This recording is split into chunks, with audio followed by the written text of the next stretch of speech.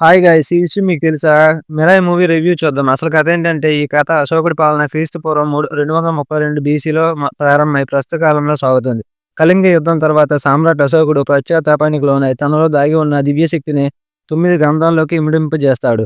ఒక్కొక్క గ్రంథంలో ఒక్కొక్క శక్తి ఉంటుంది. వాటికి తరతరాలుగా 9 మంది యోధులు రక్షకులుగా ఉంటారు. మహావీర్, లామా వాటిని చేజిక్కించుకుని దివ్య శక్తులను పొంది ప్రపంచాన్ని శాసించాలని చూస్తాడు. తనకున్న తాంత్రిక శక్తుల బలంతో 8 గ్రంథాలను సొంతం చేసుకుంటాడు. 9వ గ్రంథం అంబిక రక్షణలో ఉంటుంది. మహావీర్ కుట్రను ముందే పసిగట్టిన అంబిక 9వ గ్రంథం రక్షణ కోసం తన కొడుకు వేదను తయారు చేస్తుంది. అనాథగా పెరిగిన వేదకు వీబ దిశానిర్దేశం చేస్తుంది.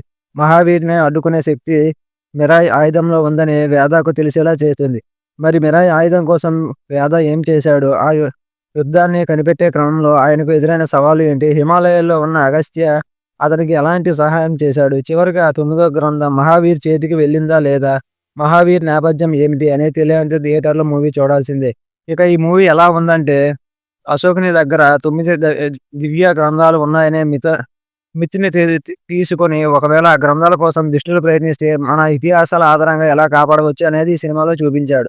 దర్శకుడు కథగా చూపిస్తే ఇది మరింత ఆసక్తిగా ఉండేదేమో. 'హనుమాన్', 'కార్తికేయ 2'తో పాటు హాలీవుడ్‌లోనూ ఈ తరహా సినిమాలొచ్చాయి. అయితే దర్శకుడు ఆ కథను ఇచ్చిన ట్రీట్‌మెంట్, విజువల్ ఎక్స్‌పీరియన్స్‌ను కొత్తగా ఉన్నాయి. 'కార్తికేయ 2'లో కృష్ణుడి కంకణం కోసం హీరో బయలుదేరితే, 'మిరాయ్'లో శ్రీరాముడు కోదండడం కోసం వెతుకుతాడు. ఈ నేపథ్యంలో వచ్చే సన్నివేశాలు స్క్రీన్‌పై చూస్తుంటే గూస్ బంప్స్ గ్యారంటీ. ముఖ్యంగా ఇంటర్వెల్ ముందు వచ్చే 'సంపాతి పక్షి' ఎపిసోడ్ నెక్స్ట్ లెవెల్. అలాగే సెకండ్ హాఫ్‌లో కూడా 1, 2 సీన్‌లు అదిరిపోయాయి.